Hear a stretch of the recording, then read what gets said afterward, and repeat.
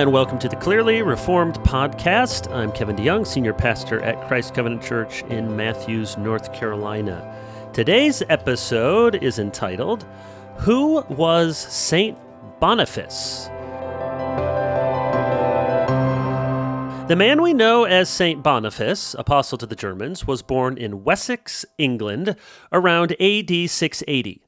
At an early age, Winfrith, his given name, joined a monastery at Nursling. He was an excellent student and desired to become, quote, a pilgrim for Christ. When he was nearly 40 years old, with a missionary zeal to reach the lost, Winfrith set sail in 716 for Frisia, the coastal region along the North Sea that today overlaps parts of the Netherlands and Germany. Unfortunately, when he arrived, the Frisians were in revolt against Frankish rule, thus preventing the would-be missionary from establishing his ministry and forcing him to return home. 2 years later, Winfrith made another attempt to settle among the Frisians or the Frisians. This time he acquired a letter of introduction from his bishop and mentor and friend, Daniel of Winchester, so that he might travel to Rome and seek an audience with the Pope. Nothing seems to have come from this initial visit, but in May 719, Winfrith received a formal commission from Pope Gregory II to evangelize the heathens. It was at this time that Winfrith received his new name, Boniface. From 719 to 722, Boniface worked among the Frisians with the Anglo-Saxon missionary Willibrord. Willibrord wanted the English monk to stay as an associate bishop, but Boniface had other plans. In 722, Boniface was consecrated a full bishop by Gregory II and given a far-reaching papal commission to preach the gospel to the peoples east of the Rhine. In 723, Boniface visited the Frankish court and was taken under the protection of the Frankish ruler Charles Martel, that is, the Hammer. Having secured the protection of Charles and with an assortment of official papal letters addressed to local chieftains, Boniface set out for the lands of Thuringia and Hesse in east-central Germany. This would be Boniface's mission field for the next 15 years. Over the course of his long life, working throughout the Frankish kingdom, Boniface's ministry was multifaceted. Although he hoped to evangelize rank pagans, most of his work was institutional, political, and pastoral. He corresponded with Christian leaders, managed disagreements, some of his own making, followed up with already converted Christians, and helped to establish numerous monasteries, most famously the Fulda Monastery, founded by his disciple, Saint Sturm, in 744. From the letters of St. Boniface and from Willibald's The Life of St. Boniface, around 768 that was published, we get a picture of a man full of zeal, full of action, and often full of frustration. He was perpetually bothered by the lax Christian standards among the Franks, while at the same time recognizing that he had no hope for successful ministry without the political support and defense of the Frankish court. Boniface spent most of his decades in Germany preaching, baptizing, and doing the slow work of teaching the people a more rigorous and more orthodox form of Christianity. In 753, Boniface, now in his 70s, set off once more for the coastal region of Frisia. Throughout the fall, the winter, and into the following spring, Boniface and his followers labored hard to convert and baptize the Frisians. On June 5, 754, while the party was camped on the coast of Frisia, well beyond the protection of the Frankish royal power, Boniface and his men were attacked by marauders from the sea. No doubt these were the sort of vagabonds who often targeted monks and missionaries as easy prey, loaded with loot and light on weaponry. Despite Boniface's attempts to defend the group using a large manuscript book as a shield, the elderly bishop, by this time the Archbishop of Mainz, and his companions were cruelly murdered. His body was carried by monks to the monastery of Fulda, where he was buried.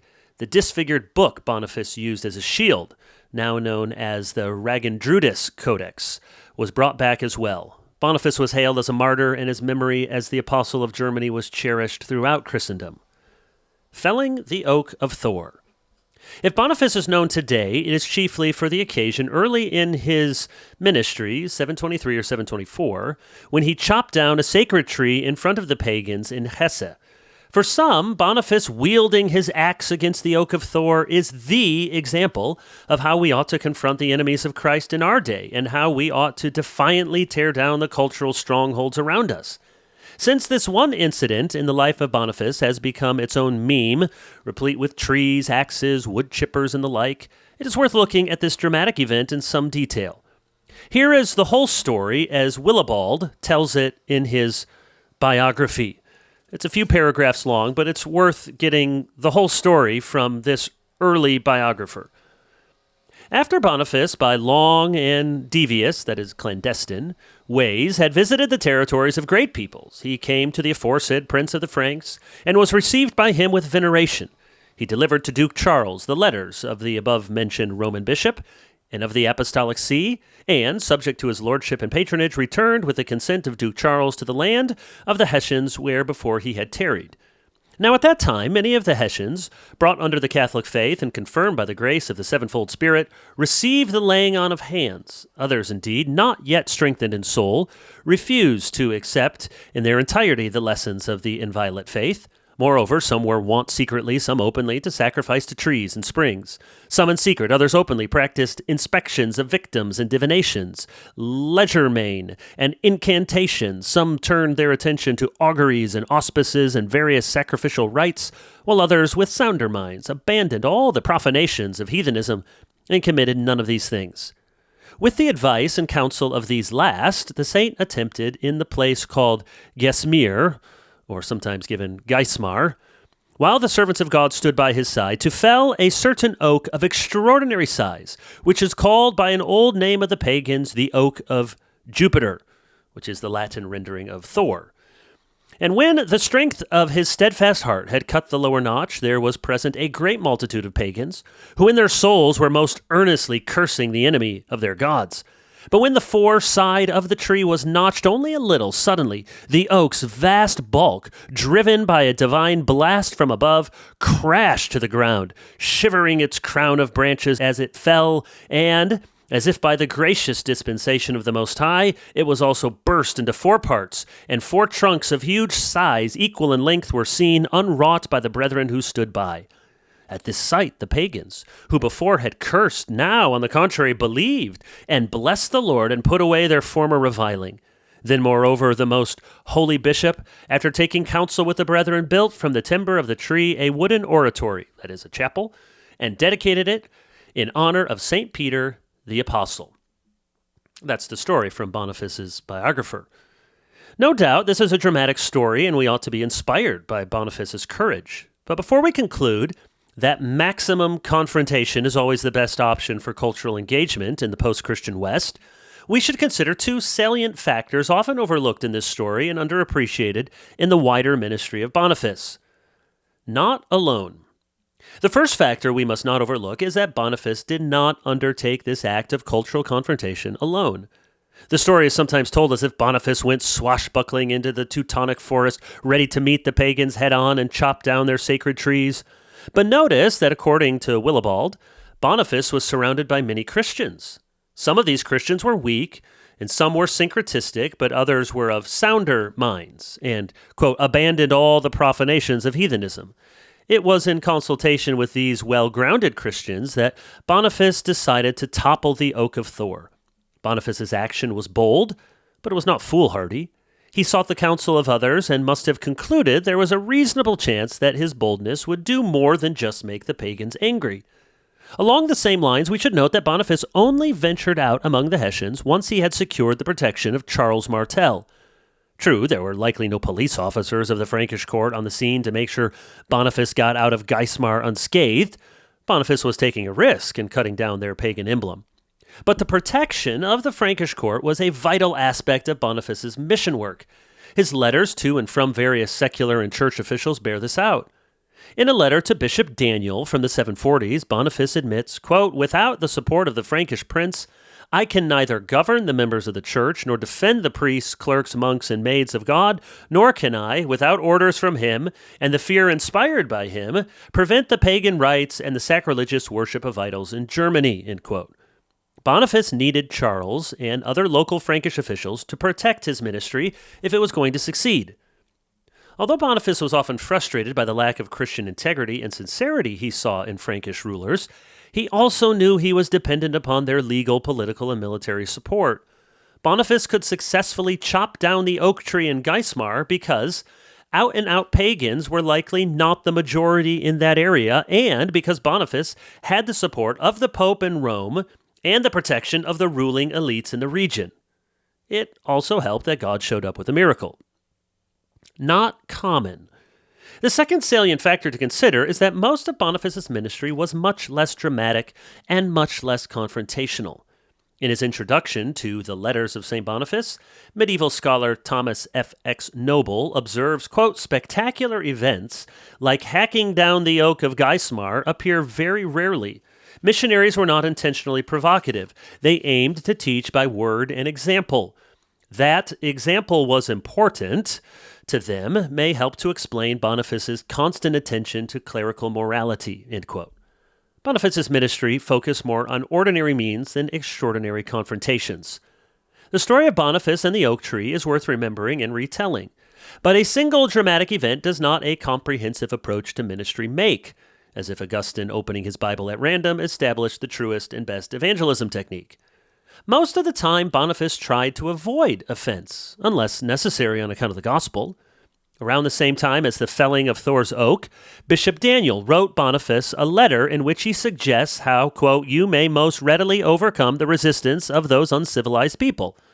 Daniel advised Boniface, "do not begin by arguing with them about the origin of their gods."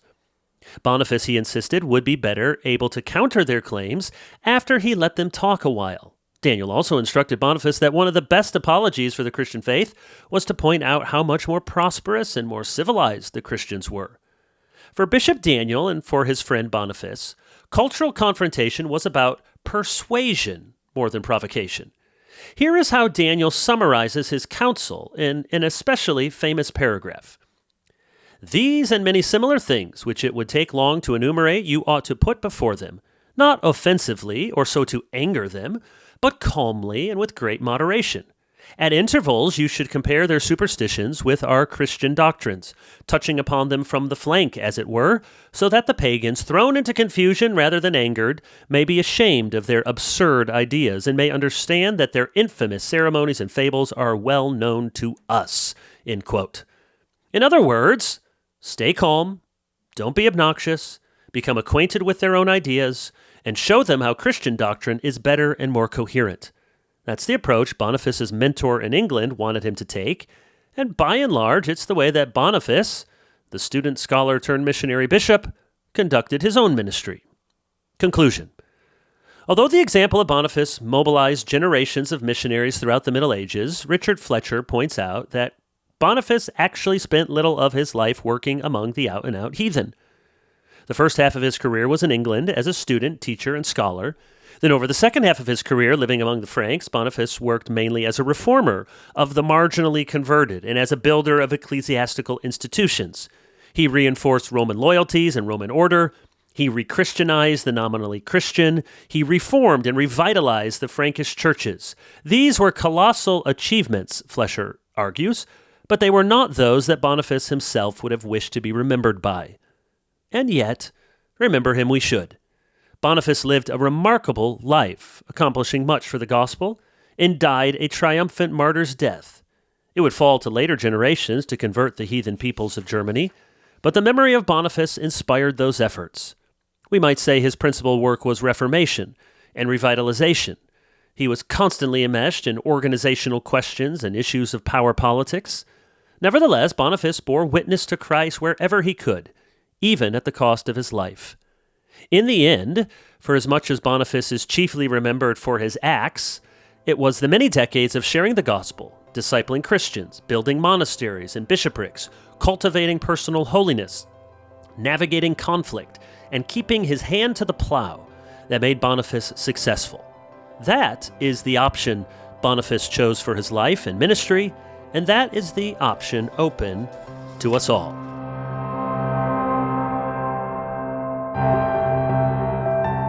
Thanks for listening to this Clearly Reformed podcast. Clearly Reformed exists to deliver biblical truths and sound theology for Christians and churches seeking clarity in the midst of confusion. You can find more episodes like this and thousands of other resources at clearlyreformed.org.